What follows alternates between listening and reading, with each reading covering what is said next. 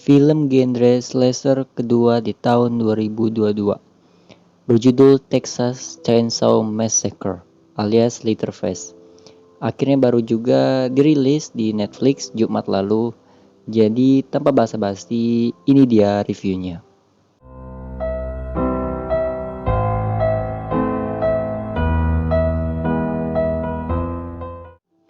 Texas Chainsaw Massacre menceritakan influencer yang ingin memulai hidup baru di sebuah kota mati daerah Texas, yang ternyata penghuninya itu ada pembunuh alias Leatherface.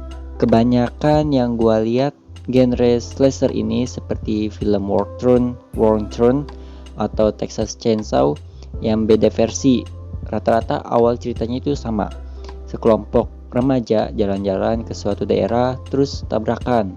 Kemudian di daerah mereka ternyata ada psikopat yang motif membunuhnya itu ya cuman pengen bunuh aja, ngasal bunuh. Oh ini ada orang nih bunuh, ya kayak gitu doang motifnya. Agak sedikit berbeda di film ini.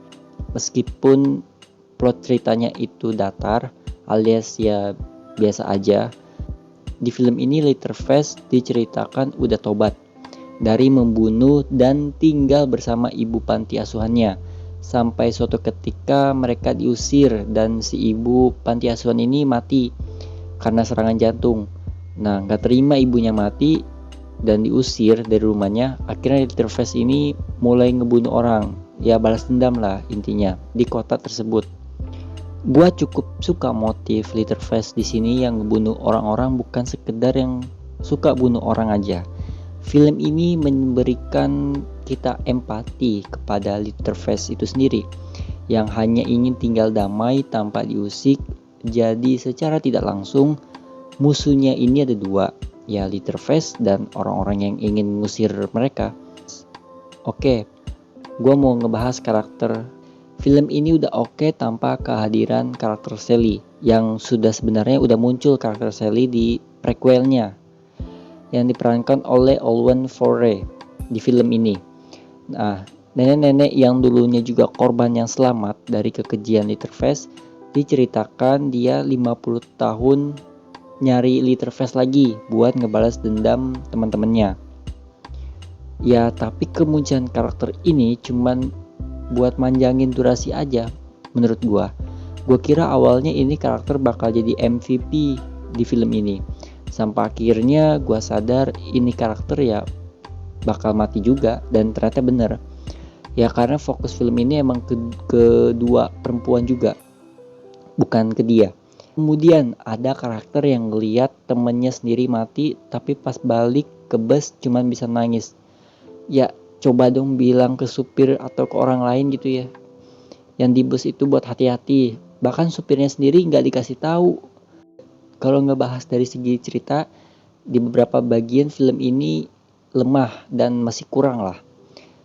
Dan ada satu hal juga yang masih gue bingungin, yaitu akte tempat tinggal rumah si Leatherface berserta ibunya. Itu sebenarnya ada atau enggak? Sebenarnya ada adegan yang nunjukin salah satu karakter itu nemuin akte rumah tersebut, tapi nggak ada kelanjutannya itu asli atau palsu. Meskipun plot ceritanya sendiri itu biasa aja dan di beberapa bagian itu lemah, setidaknya kesadisan di film ini nggak nanggung-nanggung. Dari leher diputusin, tangan dipatahin sampai tulangnya muncul, badan kebelah, itu semua ada di sini dan dieksekusi dengan bagus. Mungkin karena di Netflix juga ya jadi mereka berani buat nunjukin semua itu. Adegan favorit gue sendiri ya pastinya yang di bus. Bener-bener judulnya Massacre, pembantaian. Bisa dilihat kengeriannya orang-orang yang di dalam sana yang kejebak dan dibunuh satu-satu sama Leatherface. Dan untuk endingnya sendiri, gue juga ketawa. Tolonglah ya, Hollywood, khususnya nih yang suka bikin genre slasher, seperti film Texas Chainsaw atau War Throne, yang rata-rata endingnya itu kalian udah ketebak. Kalian endingnya sama, pembunuhnya dikalahin sama main karakter, dan kelihatannya mati. Di ujung-ujung cerita ternyata masih hidup terus ngebunuh salah satu karakter lagi. Sumpah gue capek ngeliat ending yang sama terus menerus. Dan bahkan sebelum film ini berakhir gue udah debak ini ending sama dan ternyata ya bener. Jadi kesimpulannya, film ini bisa dinikmati kesadisannya, tidak dengan ceritanya. Mungkin film ini juga cocok buat kalian nobar ya, tapi kalian jangan berekspektasi ending yang berbeda atau cerita yang berbeda daripada kecewa. Skor akhir dari gua 7/10. Kalau bukan ketegangan dan kesadisannya, mungkin gua kasih 5/10. Terima kasih bagi yang sudah nonton, comment, share, dan subscribe. Gua Rakis, signing out.